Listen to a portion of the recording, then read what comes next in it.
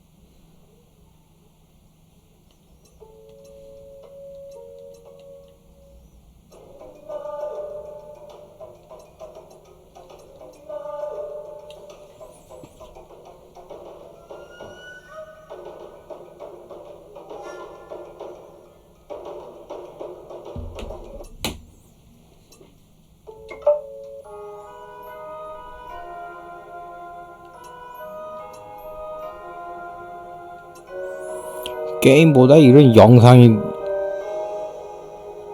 저기 뭐냐 용량 더 차지할 거야. 게임은 1메가인가 그런 것 같은데 이거.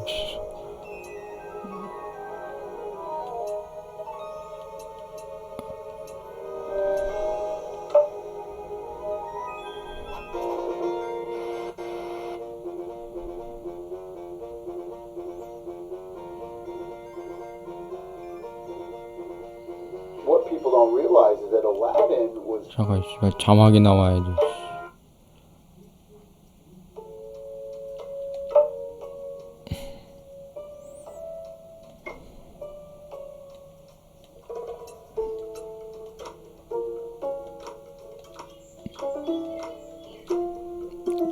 아이씨 한국말이 없어 이런.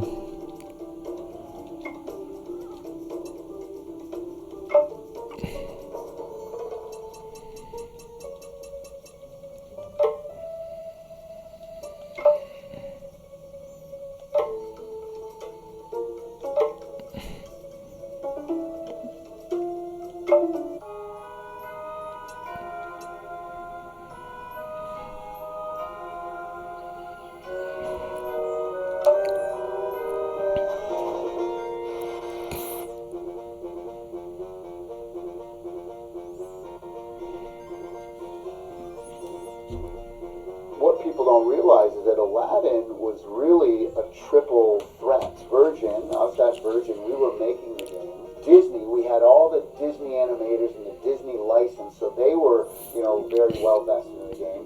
But then Sega, they loved it so much that they wanted to help distribute the game with us as well. So it was really like three huge powerhouses all working on one game.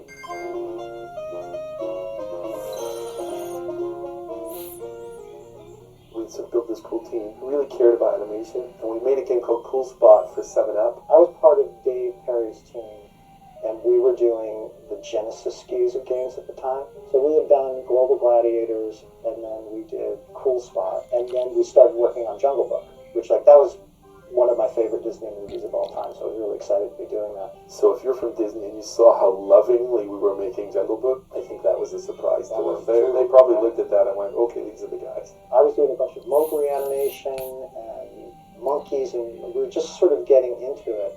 And then the Aladdin thing came in out of the blue, and so our team, Dave Perry and myself and our group, got pulled over to Aladdin. They already had started Aladdin with another developer, but decided to give it to us. Basically, my understanding was Disney came to Martin Halper, the president of Virgin, and says, hey, we've got this product, and the current developer is sort of failing. They brought us in, I think it was almost like 20 people maybe, with approval of the design, and basically said, go. We just, okay, what do we need to do?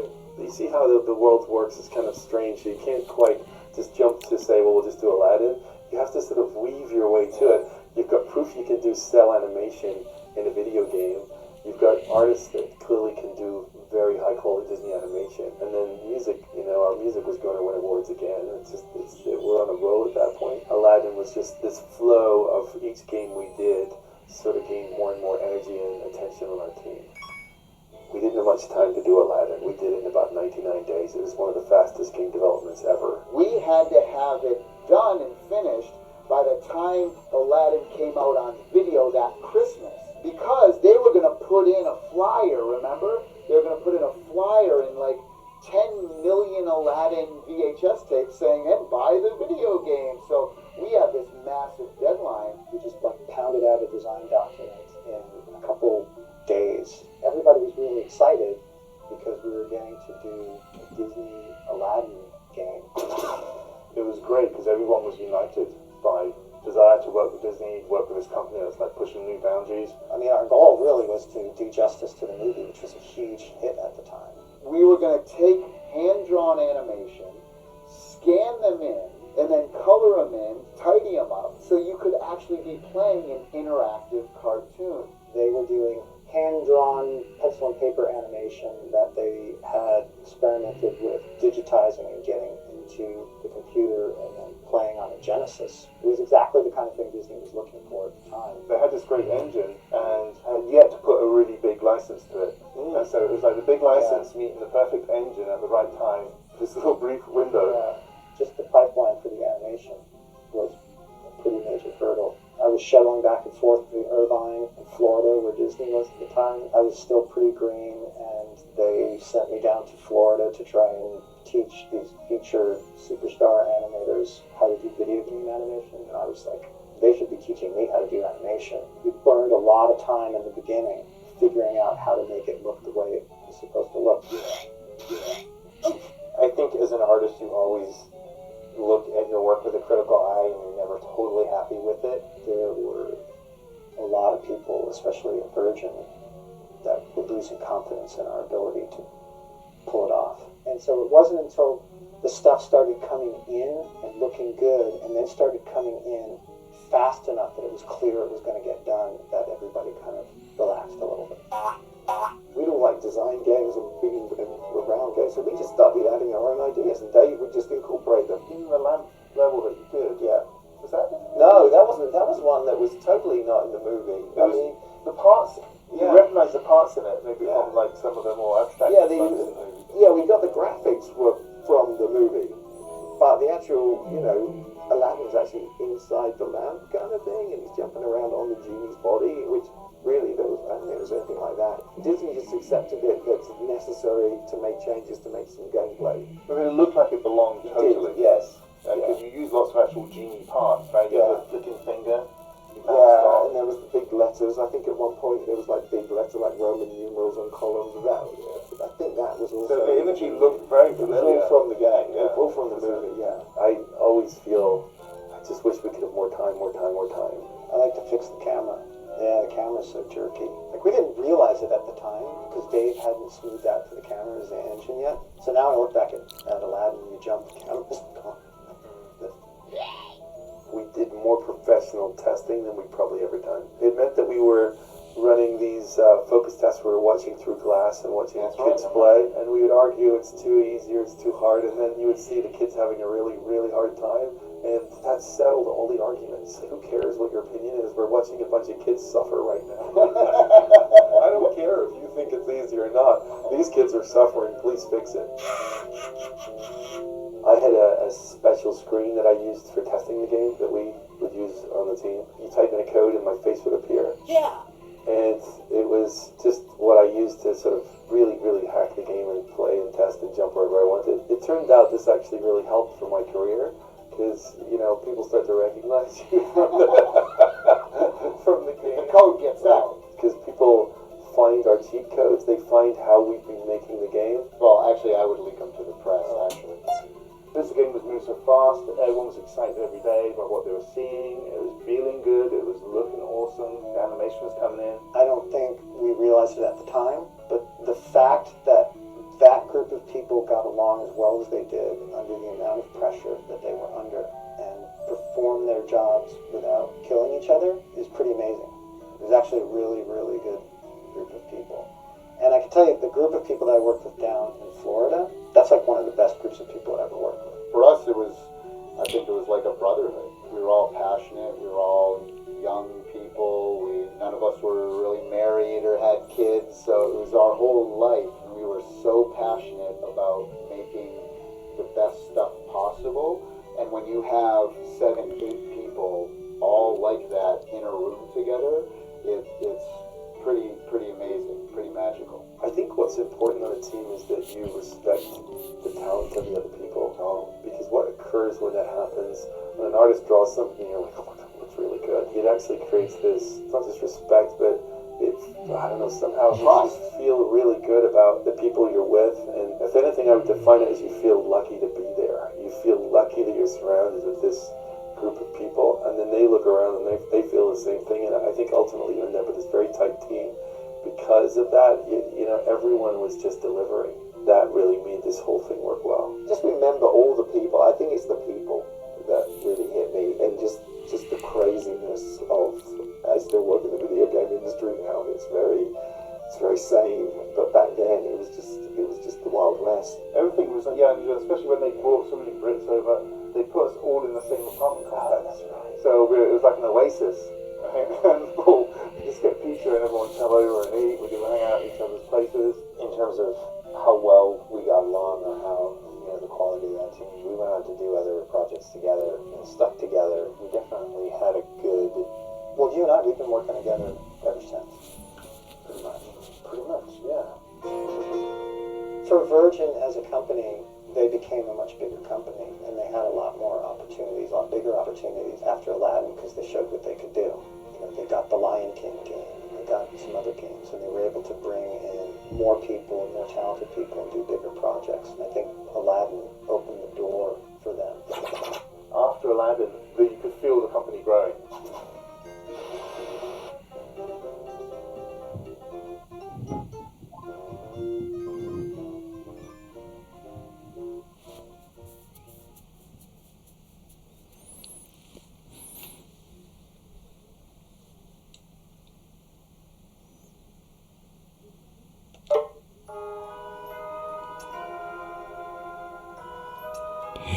영상이 우라지게 많구나.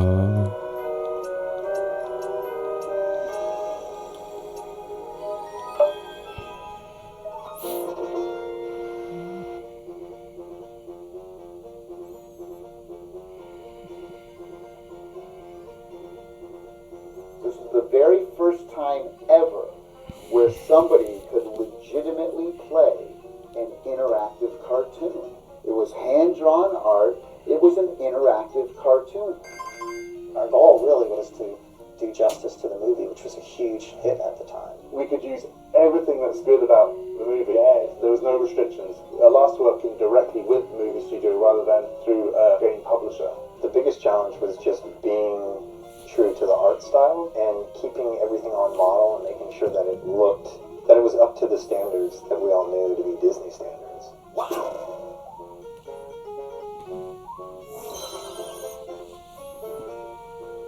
They hired Disney feature animation to do the hand-drawn animation. Our team was incredibly excited about that, because to have a team full of animators that work with pencils, to have them work on a Disney project at this level was incredible. But what we didn't understand was they would actually give us access to the people who made Aladdin, the directors, the animators in Florida, for example. That changed everything. Our lead animator, Mike Dietz, ended up going to Florida and working with the Disney animators. As an animator, getting to deal with Disney feature animation, getting to fly down there, work in the Disney animation studios with like some of the greatest animators on the planet and learn from them and just be around them. Like they set me up with like a desk in the Disney animation studio and I'm sitting there drawing and going, what is going on here? It was like a dream come true.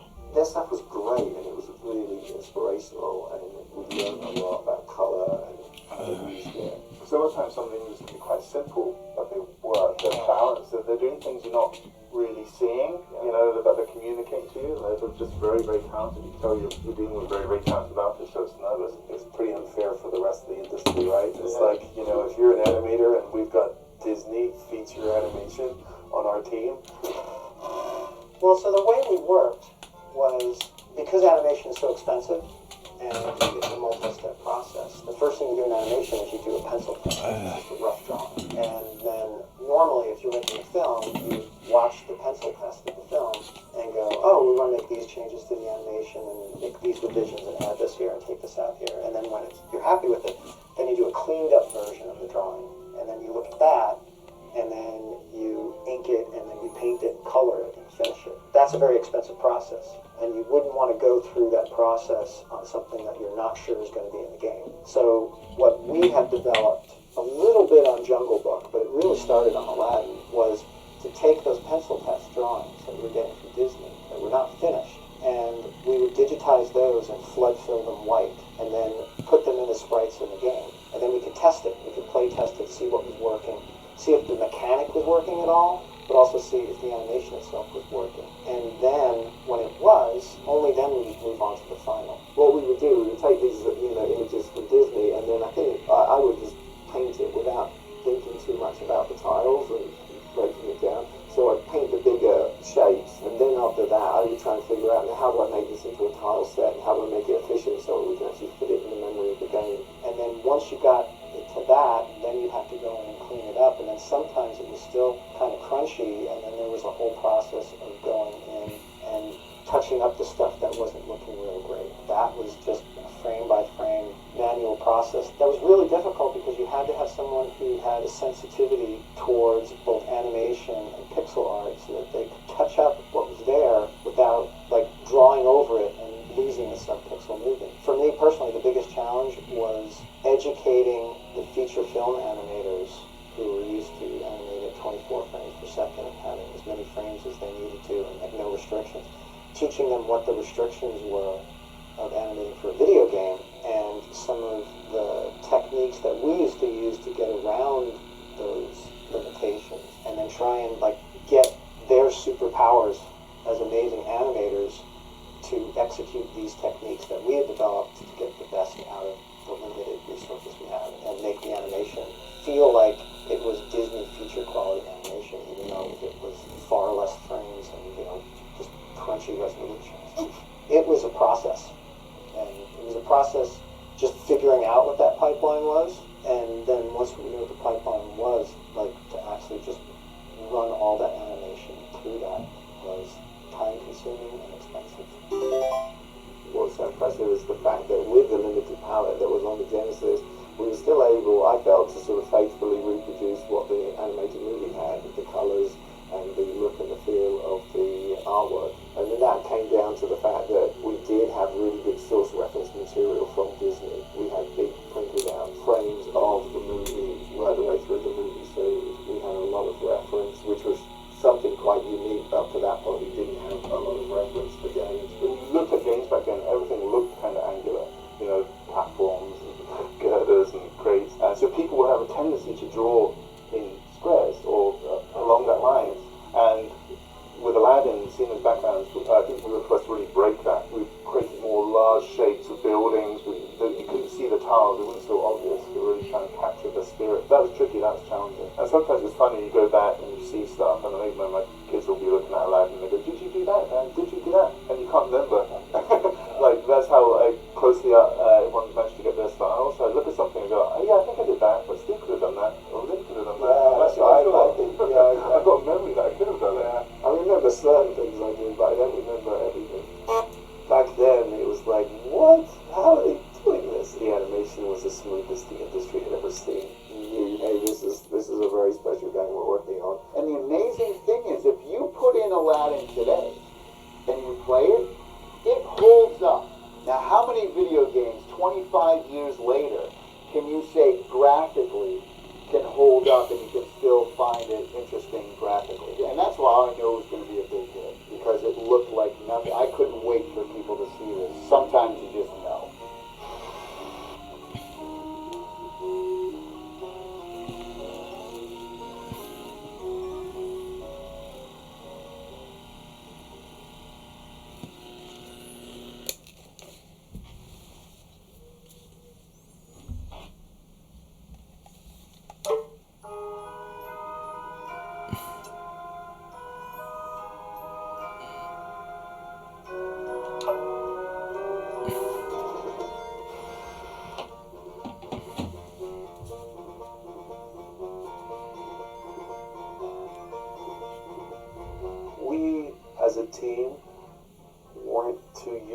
design document. It's not that we don't want one, it's that we believed very strongly in just playing something and feeling if it, like, if the design document said Aladdin jumps half his body height, that might be helpful, but does that feel good? And so we would go, yeah, that doesn't feel right.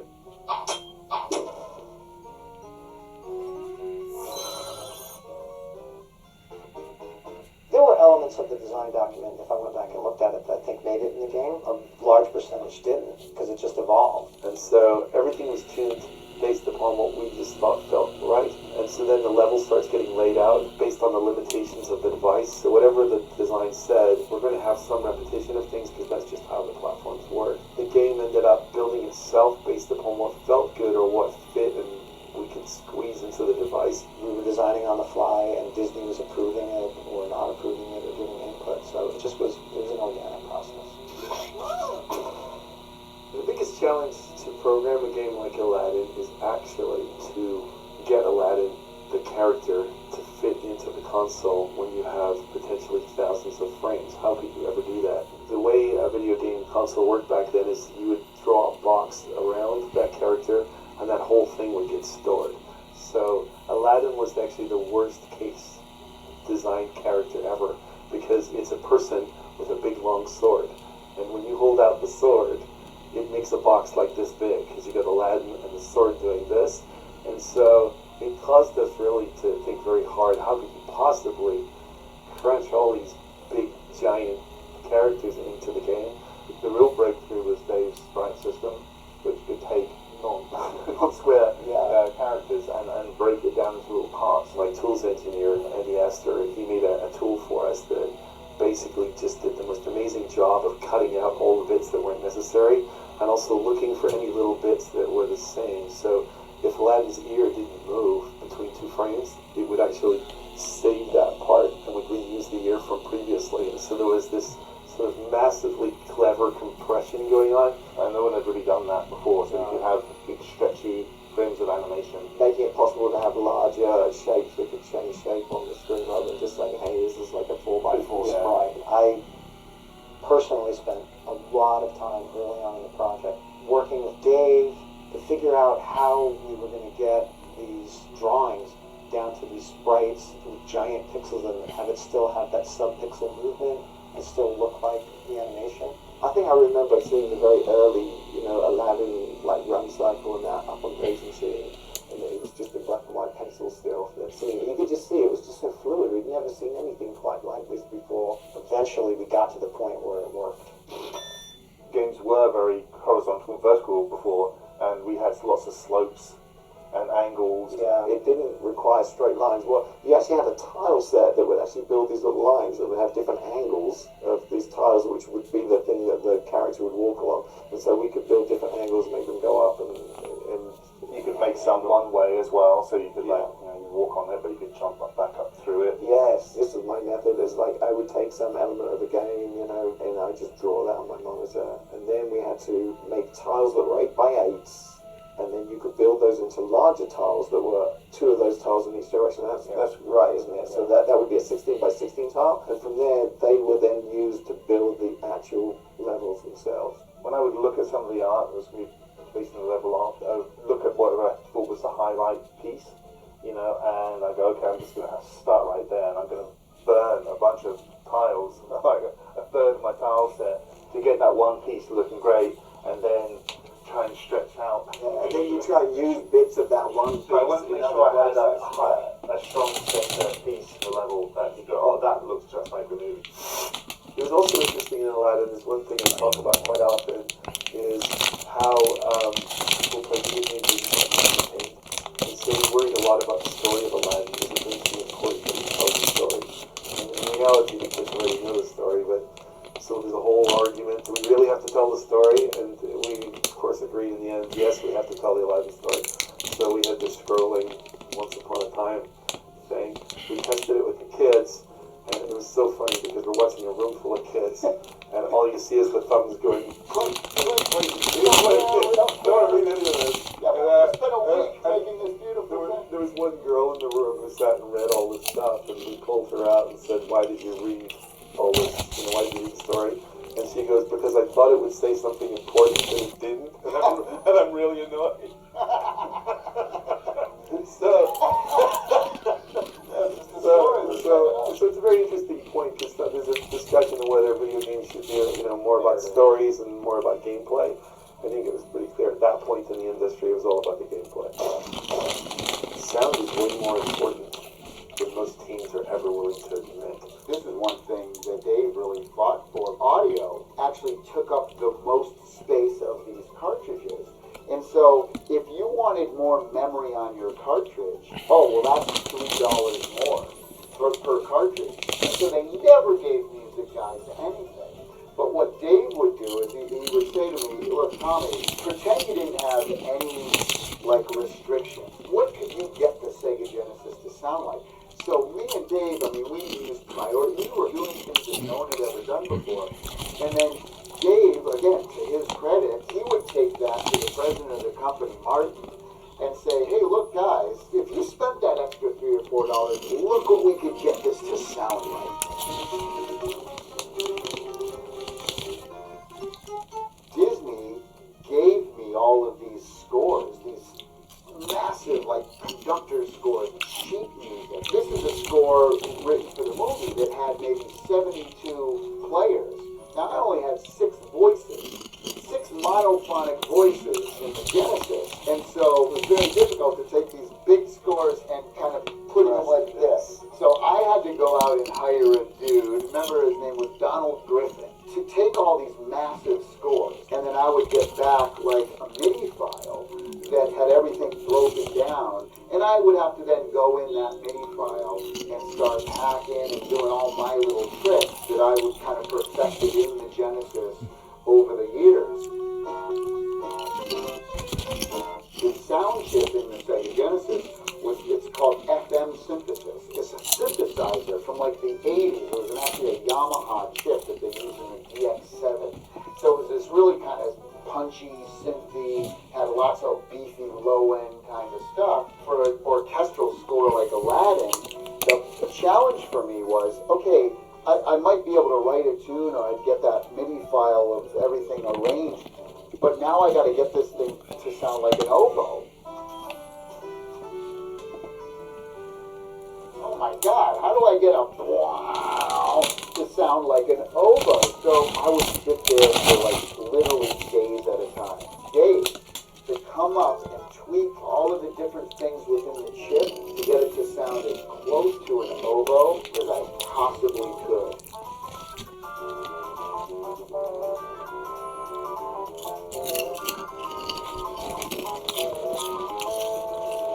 At the time when everything sounded very typical in the game industry, you would think of a note as being off or on.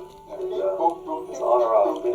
He would go in there and edit each strike, say for a drum, just a little different. Off. Just a little different, just so it sounded softer and real. The easy thing to do would just be to quantize everything.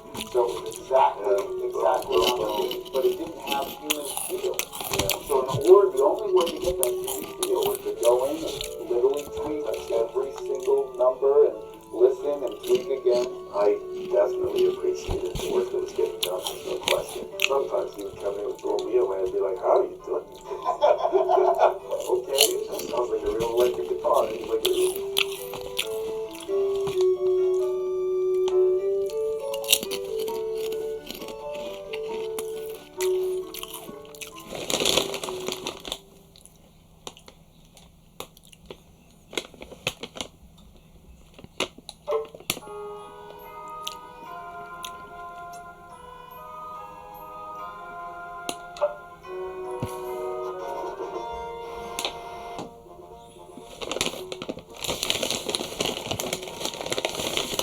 뭐야 이거 소스가 2개나 들어있네. I think at the time there was hit and misses with movie tie-in games, and most of them were very good. yeah, I once at a licensing meeting in Hollywood, and I was told to wait and, to talk to this licensing person, and I was sitting there with literally coffee cups and things like that, and I remember going, you think video games are a coffee cup, don't you? Like, that's, you're licensing another coffee cup deal. But Aladdin was the first game where we had full access to the creatives at Disney. This was a milestone. I think it proved to the industry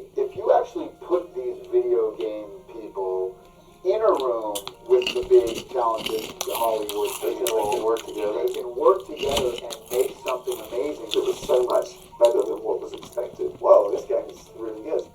Honestly, I think Aladdin was just at that, it's sort of in a sweet spot where Hollywood was really starting to take this stuff more seriously. So that was kind of one of those moments that things changed.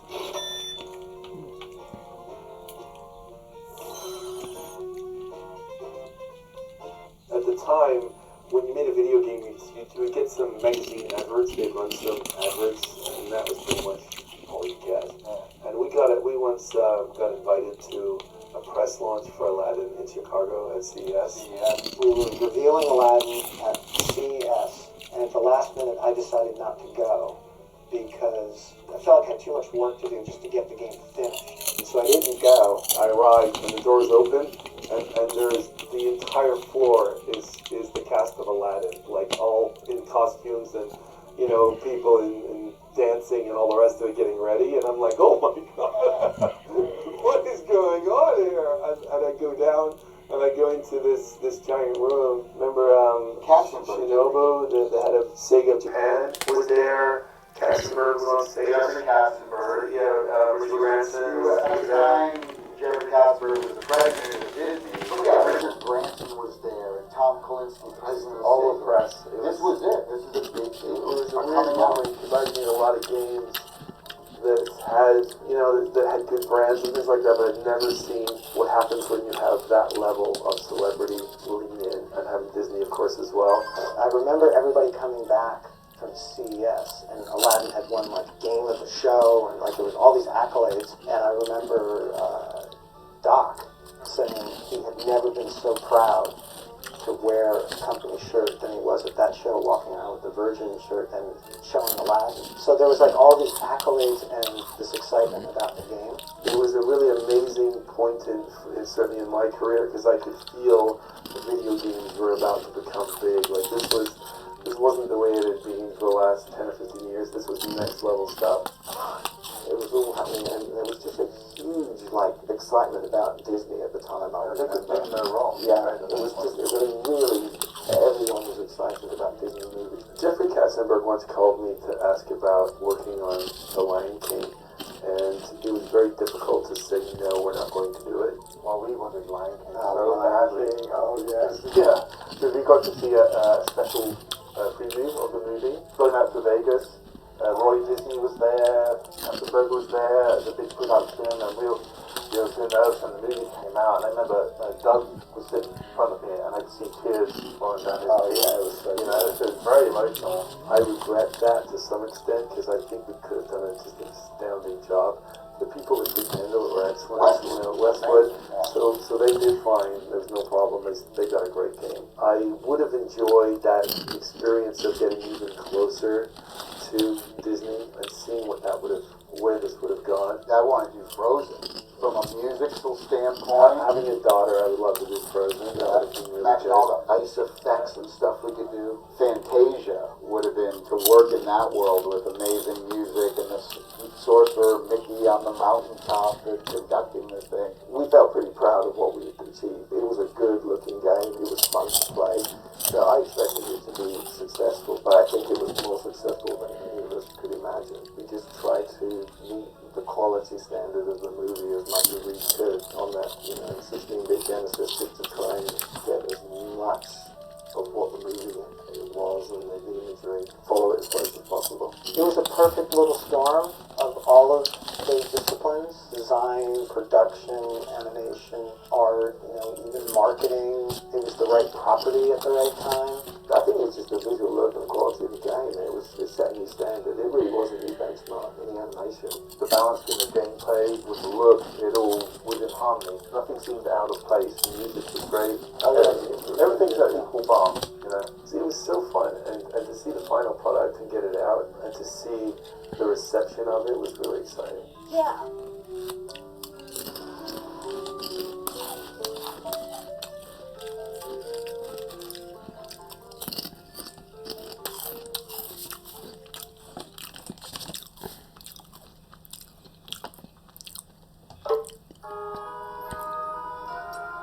또 있어. 어휴.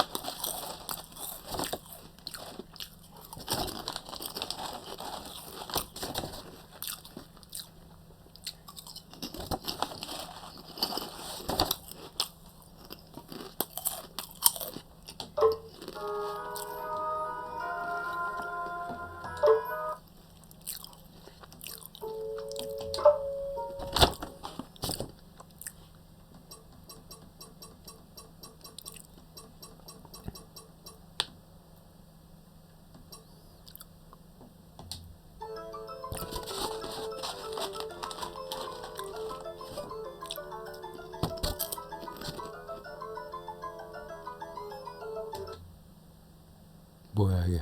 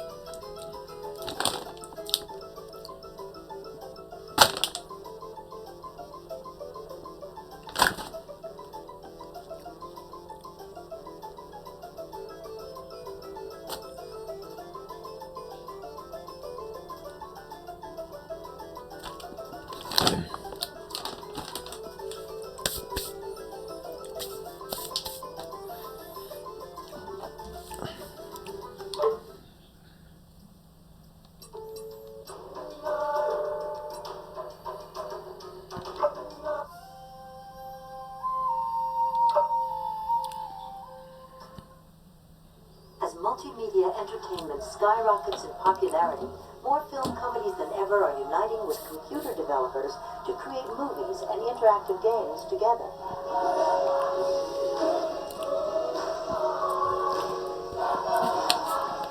Celebrating with fanfare worthy of the hit film itself, Disney and Virgin Interactive Entertainment have just released the King video game. It's the first time a movie-based video game has been released while the film is still playing in the theaters. In the past, it's always been movies been released and maybe a year later you start working on interactive games. In this particular case, I think the production paths were almost parallel. So we were trying to create sequences of the film and they were saying, well, we don't know yet. We're starting right in the middle of it as well. This game was very challenging because we really wanted to meet the quality standard and the naturalistic standard of the film. The style, the backgrounds, the story that's in the film. We wanted to try to get in the video game. The game developers were also inspired by the film, especially the main character, Simba, the lion cub. One of the first things we realized was that we could use the story of the movie in the video game directly, because this was a hero's journey, and it's all about Simba's trials and tribulations through a variety of environments. We have voices from James Earl Jones, Jeremy Irons, Cheech Marin, and Jonathan Taylor Thomas. So there's a great correlation between seeing the movie and playing the game. The characters in the game were all drawn by Walt Disney feature animation artists in Orlando, Florida. We do the animation the same way we do a feature animated film, which is one drawing at a time for each of the characters. It's all hand-drawn. It's all done by animators and animation teams. Everybody brings a lot of different ideas, and everything is wide open.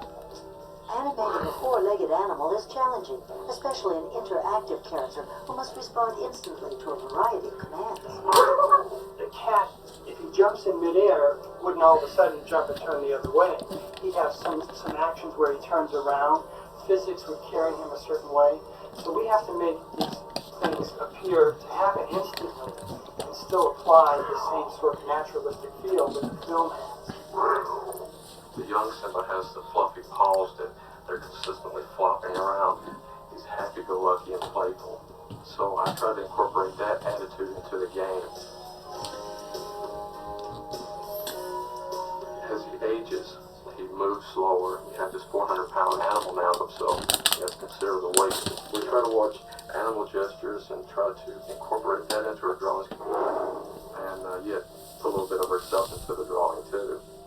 After Disney perfects each frame of moving animation, the drawings are sent to Westwood Studios, where their artists scan them into computers, then colorize and size them to the game's dimensions. The environments that you see are actually a very technical and very creative process. 이게 다 늙었어.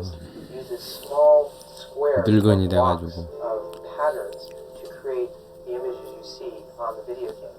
the individual squares are put together in hundreds of different combinations to build the natural-looking world you see Simba in. Of course, what ties all the animation together is Simba's story. There are 10 unique levels in the game, and they're designed to explore Simba's maturation from cub to adult. You start off with Simba sort of bouncing around as a little cub, but that's just where the fun begins, because then you get to play an adult lion. As an adult lion, he's a very formidable creature. There are 2 bonus rounds in this game. One where you play Timon, and one where you play Pumbaa. In the film, there's a great sequence where they're eating bugs. And it's sort of gross, but it's sort of funny. So we really try to focus the bonus rounds in the game on Timon and Pumbaa eating bugs. It's very fast-paced. There's different characters to play, different experiences, new levels, new graphics, and every time you play the game, you'll find something different. In the Elephant Graveyard level of the game, there's a skull that is right out of the movie. So kids will say, wow, look at that. I'm not just watching a game, I'm playing the movie. We're excited about the Stampede because it's told from a totally different perspective. Young Simba is running directly at the camera with the wildebeest behind them. It gives the player a chance to become Simba. Both feature films and Westwood worked really hard to give each of the enemies a lot of character. The hyenas especially can jump and snarl and snap and do just a million different things, and it's all very, very beautifully articulated through the Disney animation.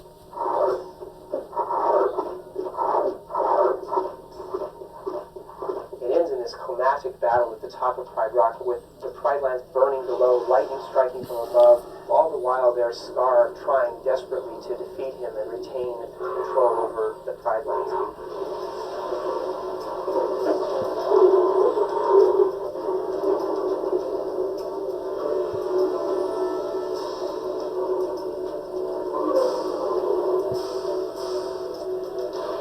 The process we've gone through the Lion King game is really the same as any production. Because you're trying to do something unique that's never been done before and you can't draw from anybody's experience. It's creative chaos, but the final result is for every part of that process, there are bits of magic that are dripping down, and it's our job to sort of catch all that stuff and collect it to make sure that none of it's lost and it's always there to be built on and preserved. And ultimately, that's what makes a difference on that final project.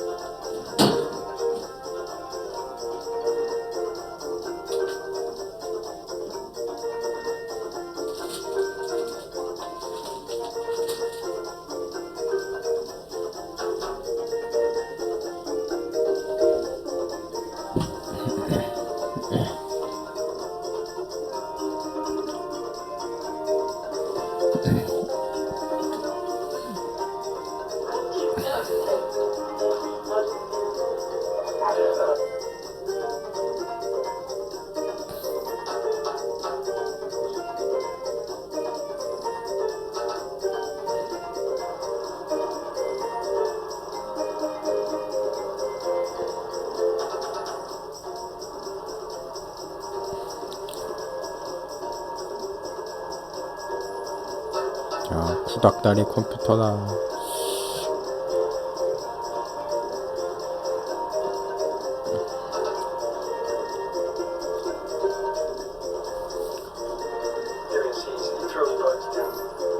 그때 초등학교 때니까 뭐. 쟤네들 다 늙었어.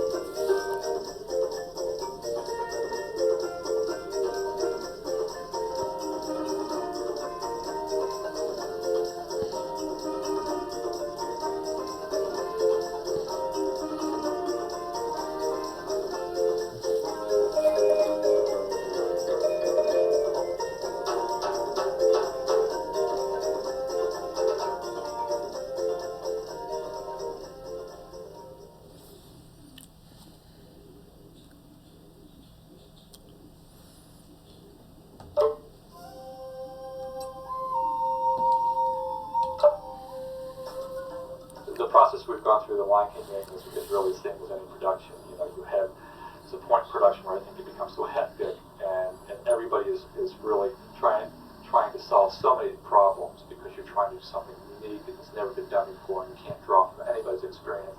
And there's a point in time when you just think there's no way it's going to come together, and then in the final months, all of a sudden, all the work you've done really comes together. Everybody gels. Everybody just starts to see exactly what you've created and creating something new, and you look at it and you say, boy, it really has a life to its own.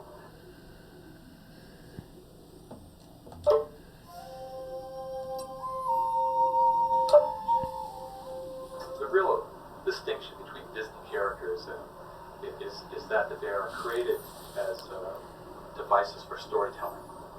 And by doing that, they have distinct personalities. And within a story, they have a whole range of personalities, so they complement each other as well as contrast each other. And so there's a great deal of thought and work in the development of the personality of each character in there. And then what our job was in this particular game was to make sure that those personalities were built on but maintained.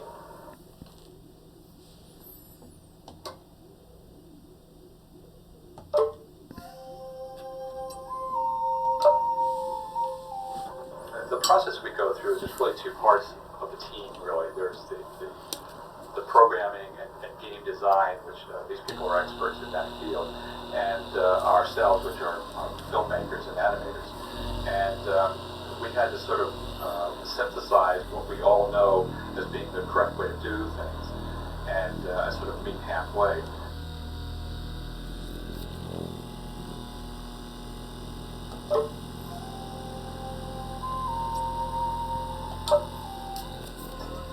It's creative chaos is what it is, but the final result is that for every part of that process, there are bits of magic that are dripping down, and it's our job to sort of catch all that stuff and collect it to make sure that none of it's lost, and it's always there to be built on and preserved, and ultimately that's what makes a difference on the final project.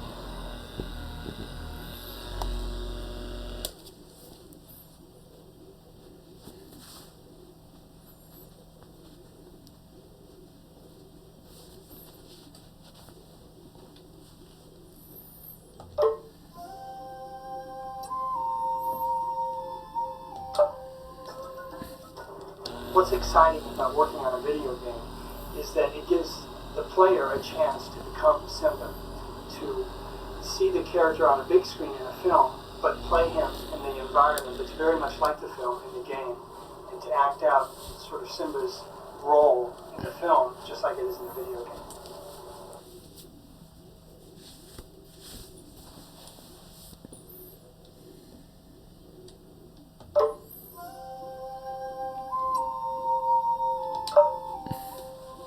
The story that's in the film, we wanted to try to get in the video game. That Simba goes on a journey and learns responsibility and has to overcome obstacles and surpass them in order to meet his goal of winning back Pride Rock. All those things that are in the film, we wanted to try to get in the video game.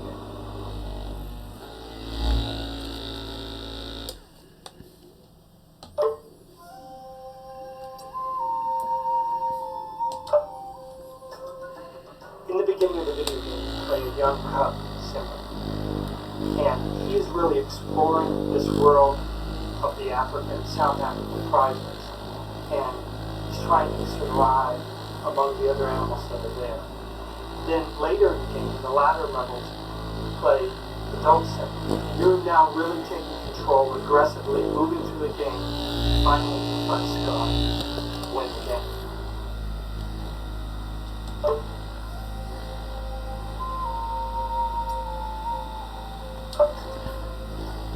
To make this character as interactive as he needs to be able to respond very quickly and to really feel like he's thinking. And what's difficult about that is you want that instantaneous response, but a cat, if he jumps in midair, wouldn't all of a sudden jump and turn the other way. He'd have some actions where he turns around. Physics would carry him a certain way. So we have to make these things appear to happen instantly and still apply the same sort of naturalistic feel that the film has.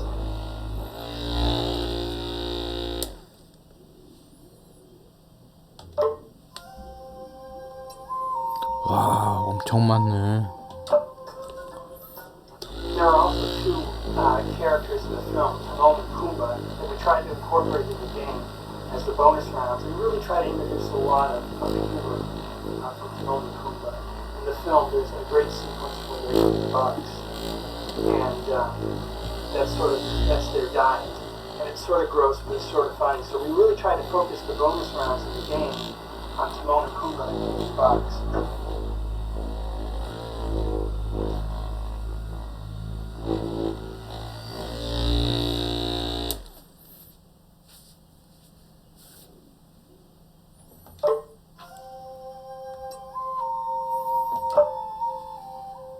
Try to watch animal gestures and try to incorporate that into our drawings, keep it as naturalistic as people can read it. This is the way an animal would actually do this. And yeah, put a little bit of ourselves into this all considered.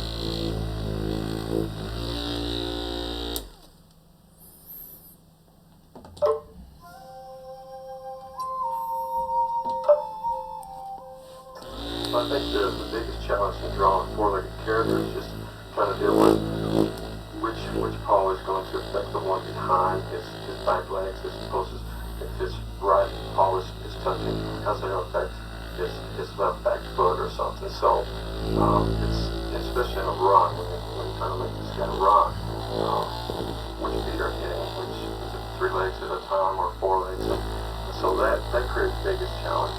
Just trying to think of which foot is to keep the character balanced.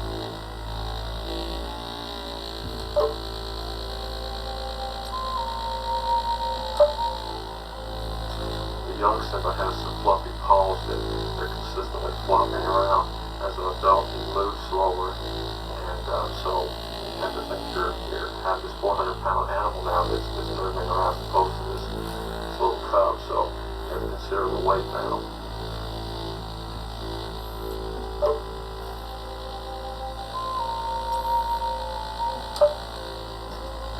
To actually be able to use Disney's animators' work in the game, we had to somehow take those drawings that exist on paper that would only be shot from the camera and put them into the video game. Now the way we did that is through a process called the Remaster process, which we first used in Aladdin. So basically, the drawings are captured through a scanning device and put into the computer. They're then sent to us electronically through the phone lines, and the people on our end, our animators, color the individual frames and use custom software to shrink the drawings down so that they can be the right size and the right color for video games.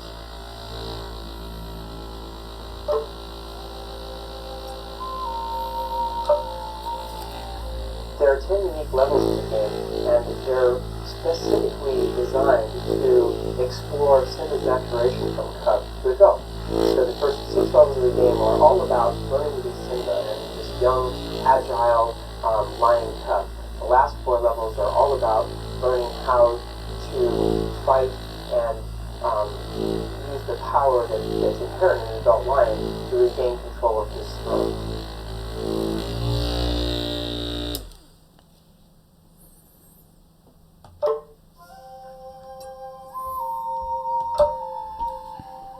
Disney supplied to us samples from the movie of many famous actors that played and worked in Lion King.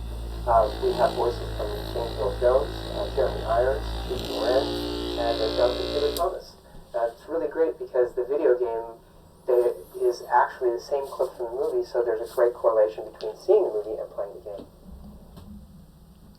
시원하다. 시원하다.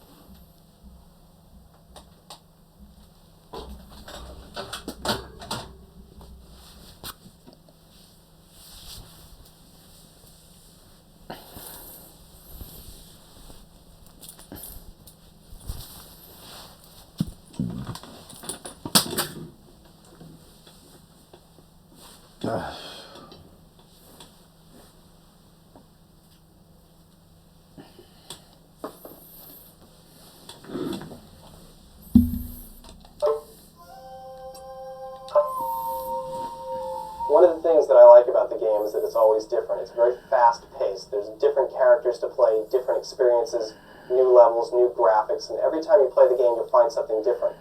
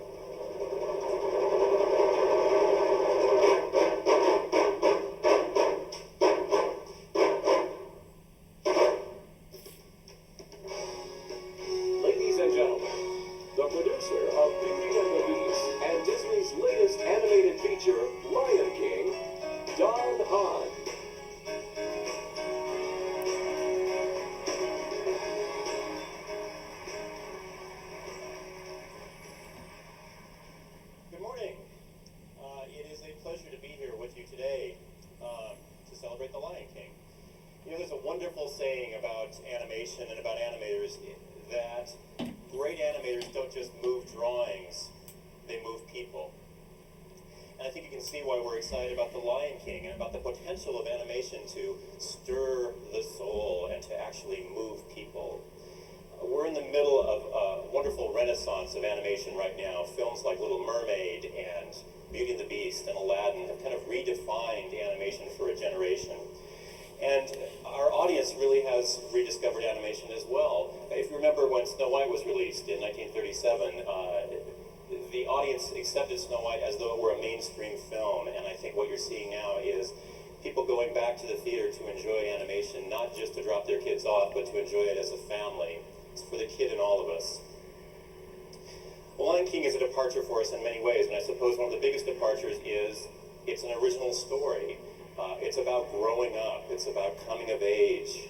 It's about that day in all of our lives when we have to grow up. Unfortunately, for most of us in animation, we haven't really reached that day yet, so it's all kind of conjecture on our part. Even though it's an original story, it's based on many things. You'll notice resonance of Hamlet, the tortured character dealing with the death of his father. A little bit of Old Testament Bible story thrown in, Moses or Joseph, about the noble young prince who has to grow up in exile and return to conquer his kingdom. A little bit of King Arthur thrown in, kind of Moses, Joseph, Hamlet, King Arthur, meet Elton John in Africa.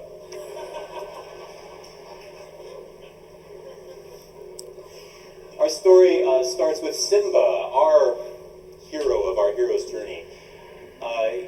He learns all about the wisdom of being king, about the nobility of being king from his father, King Mufasa. But Simba has an evil uncle named Scar who wants to be king too, and Scar plots to kill Mufasa and Simba so that he can be king.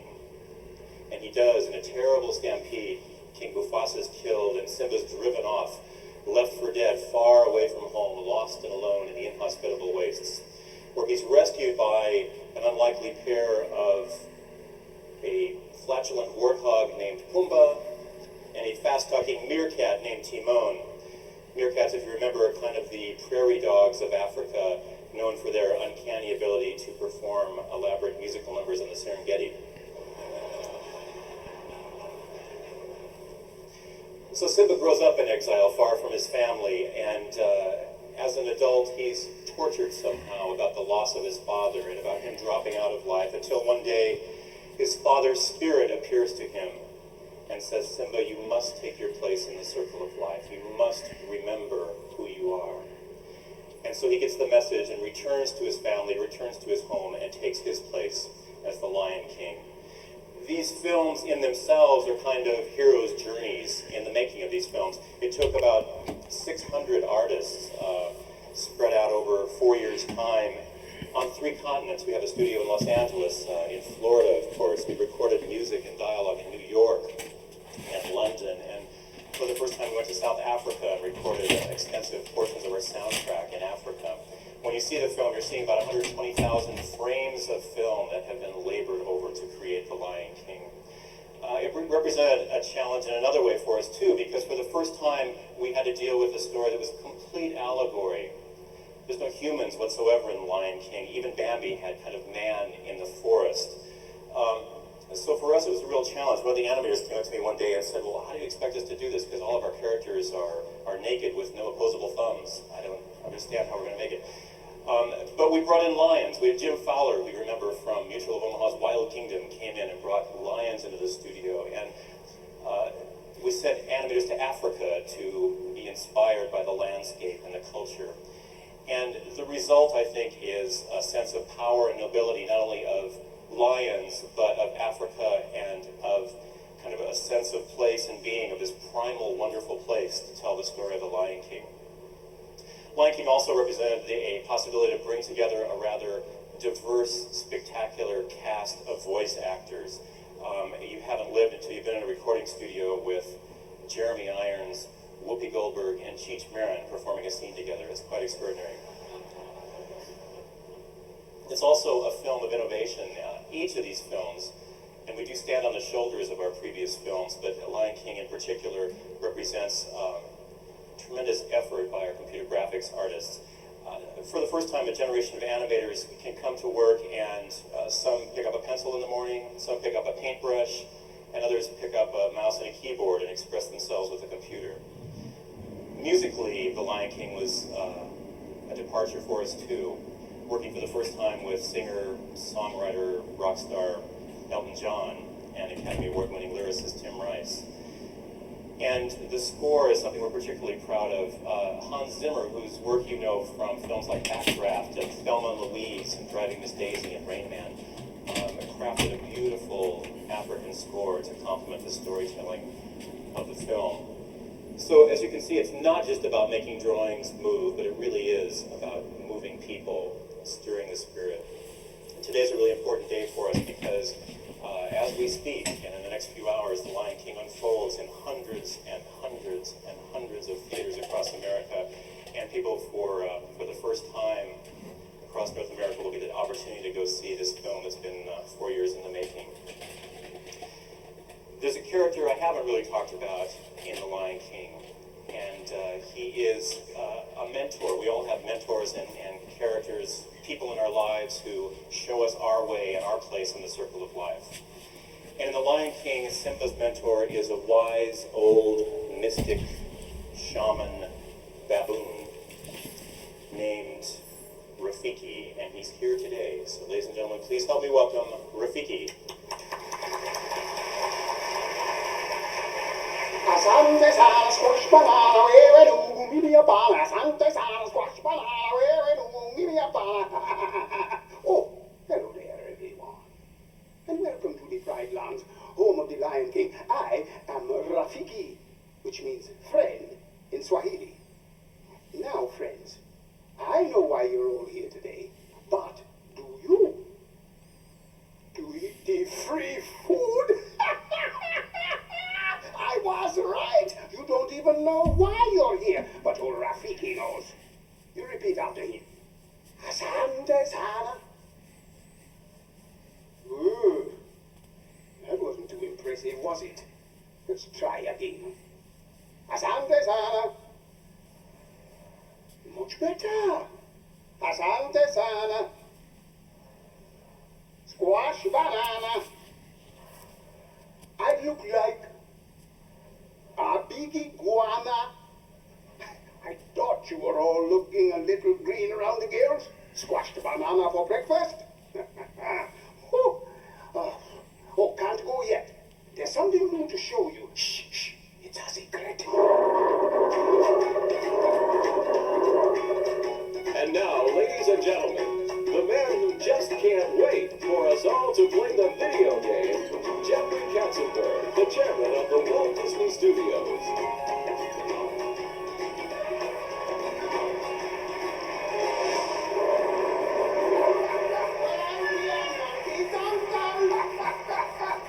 Good morning, Rafiki. This is little Simba. He's 6 weeks old and very frisky. Yeah, say good morning. There we go. As Walt Disney said, it all started with a mouse, and I think maybe this one started with a little guy like this, wonderful little lion cub. When we first saw one of these animals, we were struck by their beauty, their majesty, their nobility. And we were excited about the idea of telling a story about a lion's journey from a cub like this to adulthood. And so began our journey to tell that story. Hi, Simba.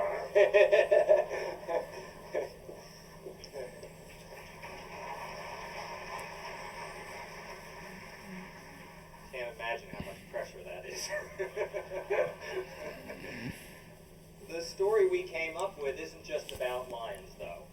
It's about that defining moment everyone must face in their lives, the moment when we cross the bridge from childhood to adulthood and go on to assume responsibility for who we are. 4 years and over 1 million drawings later, we have The Lion King. For 1 week, the film has been playing to packed theaters in New York and Los Angeles. And from all reports, audiences are coming away enthusiastic about many things in the film. The animation, the characters, the humor, the music, and the magnificent African setting. All of these elements combine to tell Simba's story in the movie. And we're using all of these elements to tell his story in the game.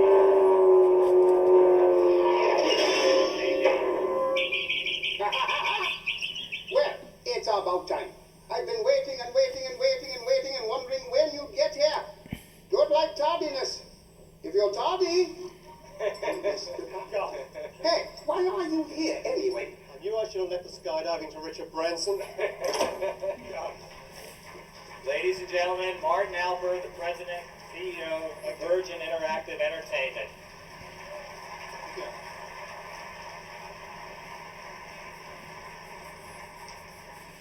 And I just want to say that under Martin's leadership, Virgin has been a phenomenal partner in working together with us to develop the Lionking game. So Martin, please give us, all an idea of what we've got coming for them, for what we've got coming for the people this coming fall. Thank you. Thanks, Jeffrey.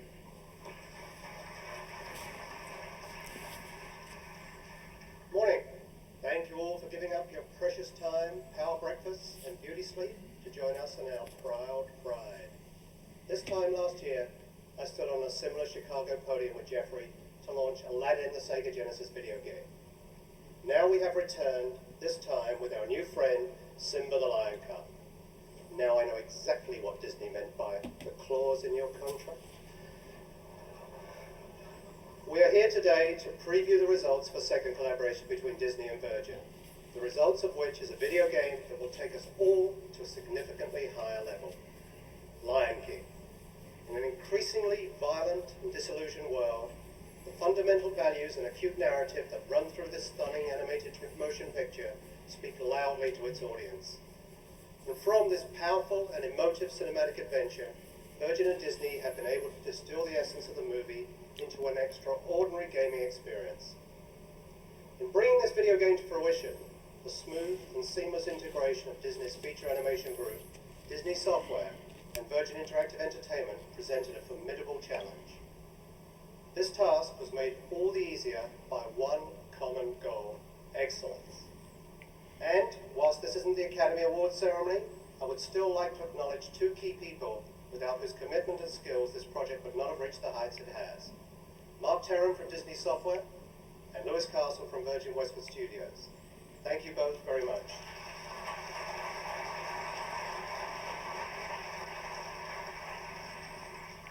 The Lion King is positioned to become the must-have game for Christmas for both Sega and Nintendo platforms.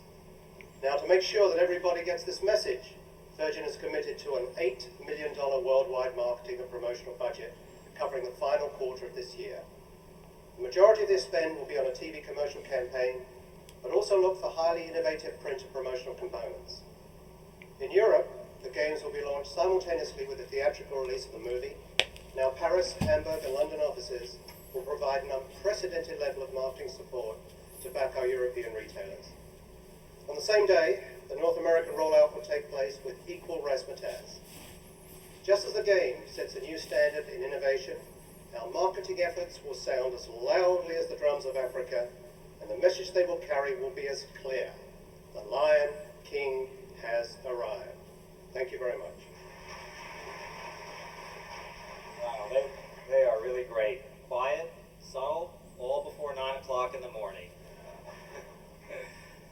Now, as I was saying, the Lion King game may be a different form of entertainment than the movie, but in its heart, it's still the same animal.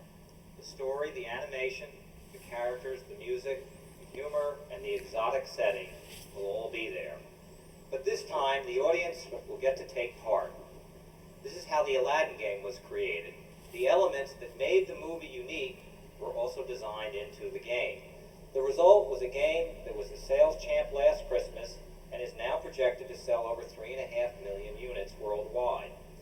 Part of this success was due to the quality of the game, but a very large part of it was also due to the incredible support many of you in this room threw behind Aladdin last year, and we thank you for that.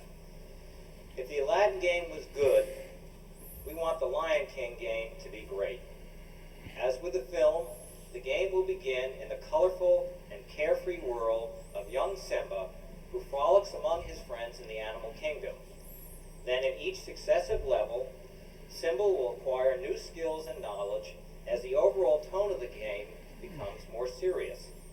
He must escape the hyenas in the elephant graveyard and avoid being trampled by wildebeest, who, as in the film, are seen charging not across the screen, but directly at us. Halfway through the game, the Simba sprite will actually transform from a cub to a full-grown lion. People have been amazed at how cat-like Simba is in the film. He isn't some anthropomorphic cartoon. He is a lion. The same will be true of the Simba sprite. It is a realistic, four-legged character, a cat who can pounce, leap, slash, snarl, and roar. The sprite will be the centerpiece of an unprecedented diversity of gameplay. The adventure begins in an action platform style of game. It then evolves level by level, ultimately becoming a proscenium-based battle-type game. As in the movie, Simba returns to the Pride Lands for a climactic one-on-one confrontation with Scar. In order to be victorious, players will have to learn how to move and behave like a lion, not a human. This will be a unique challenge that should be fresh and appealing to even the most experienced game players. To help tell the story, the Lion King game will feature 50% more animation and 50% more backgrounds than were in the Aladdin game. Over 2,000 original cells are being created expressly for the game. And a new rendering process is being used which gives the characters a three-dimensional quality that makes them come to life in the interactive environment. Comedy and music will be a major element in the game, just as they were in the film. That comic relief will be performed by that wild vaudeville team, Pumbaa and Timon. During the bonus rounds, players will get to join this duo in gathering up and snacking on some delectable bugs. And in what may be a video first, the composer of the film's score, Hans Zimmer, has agreed to reorchestrate the score and compose additional music specifically for the game. This is one video game where the players won't just see the difference, they'll hear the difference. Oh well, time is up. Must be going.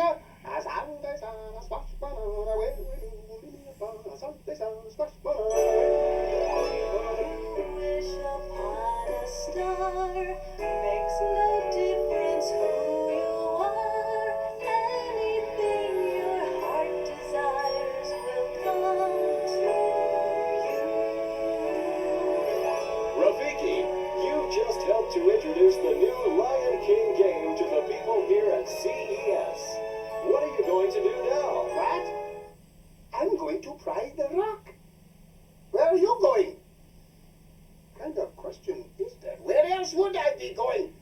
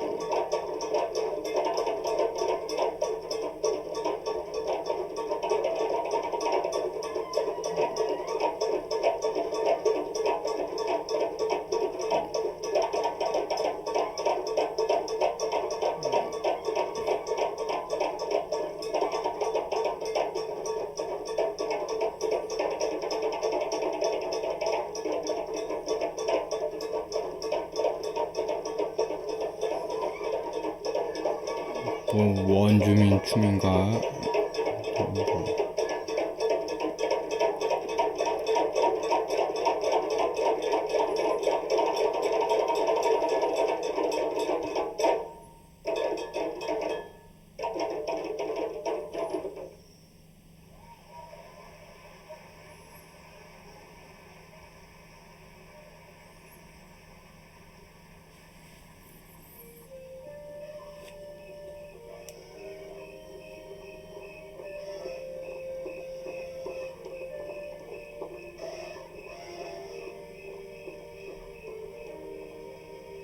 You see, you, me, everybody, we're all part of the great circle of life that must be kept in balance so we all can survive. And whose responsibility is it to say that the circle of life stays in balance? Yours, and yours, and even yours. It's everybody's responsibility, no matter what you are born to be. Now me, I'm a baboon, but I'm not too sure about the rest of you. Are you?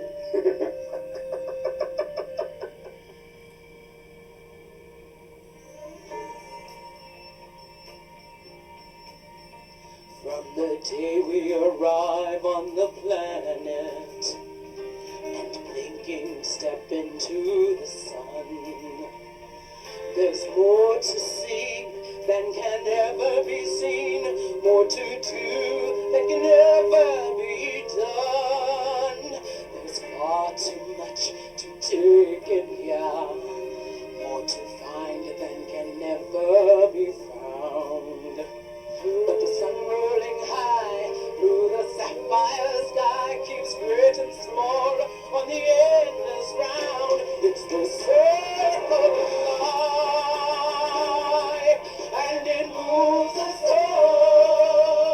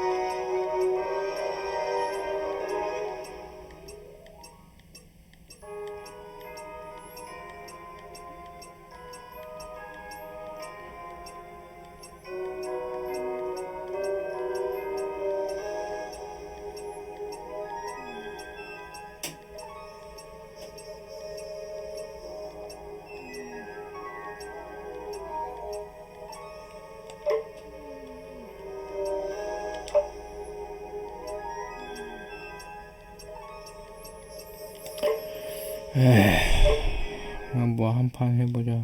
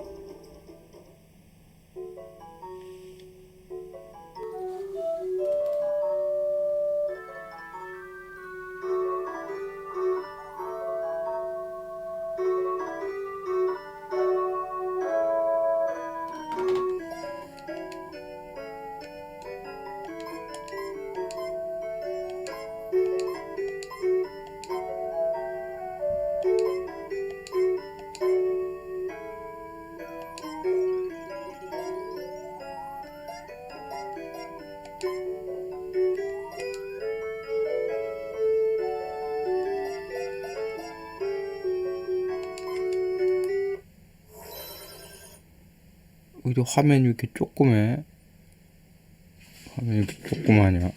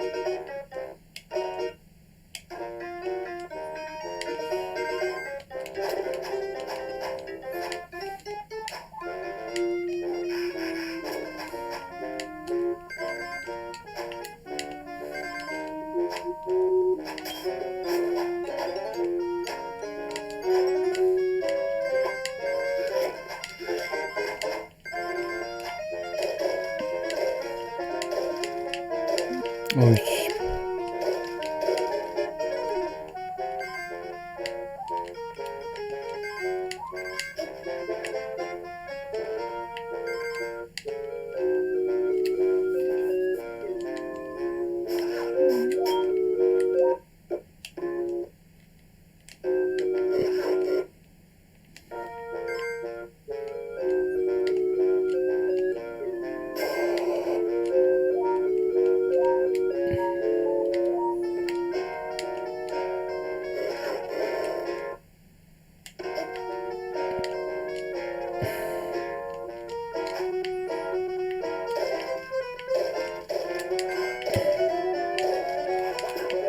어이씨, 왜 떨어졌어?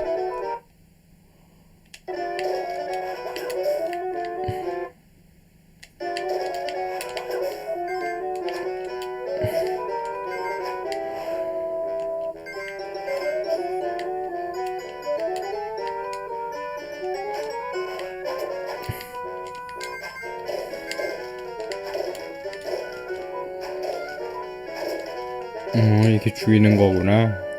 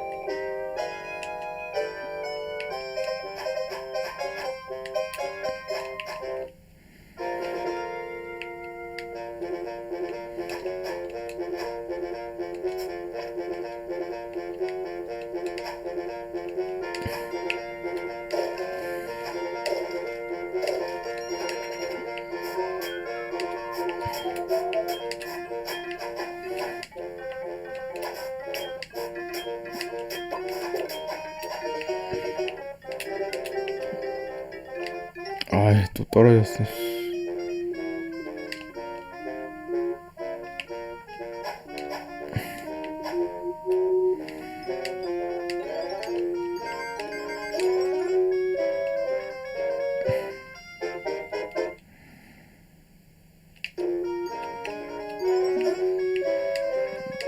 이쪽 가는 거 맞구나.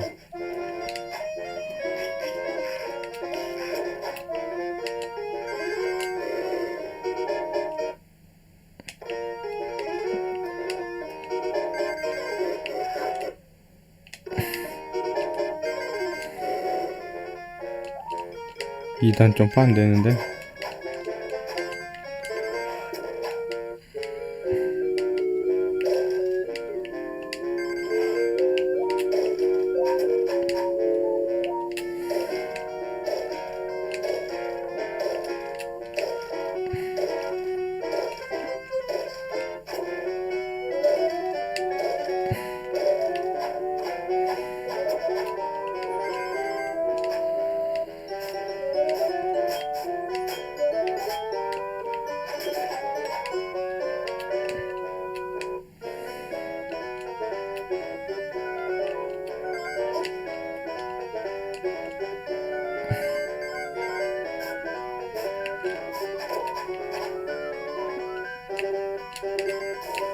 으이씨.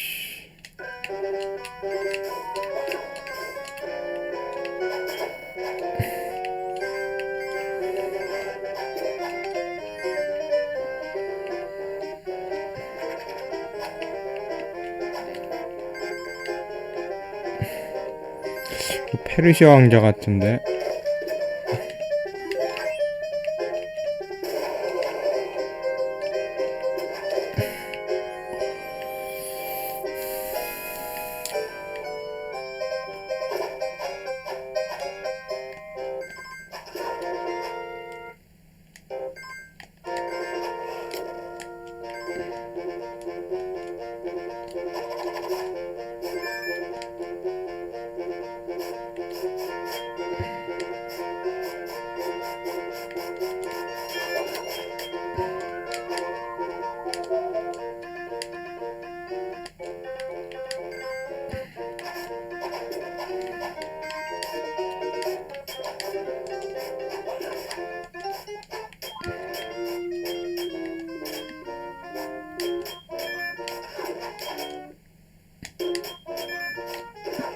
아이씨. 저 뭐야.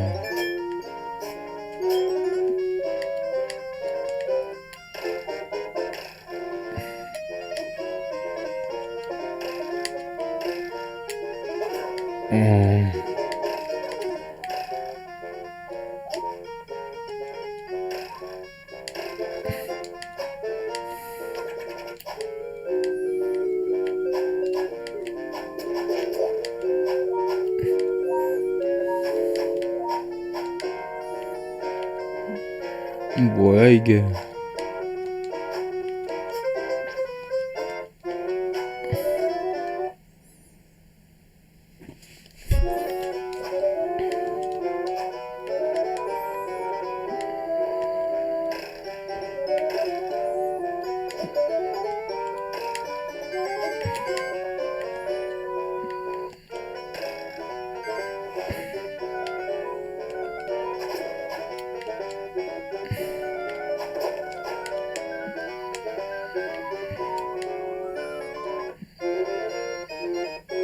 깼네.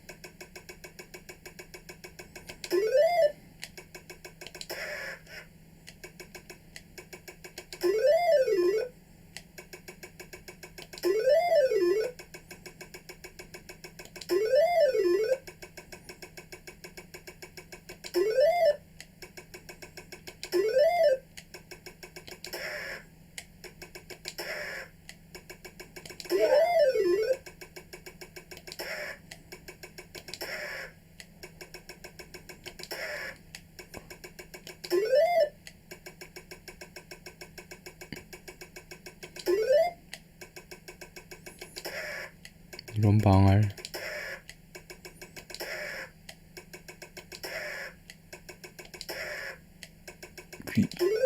꿈에서 나오겠다.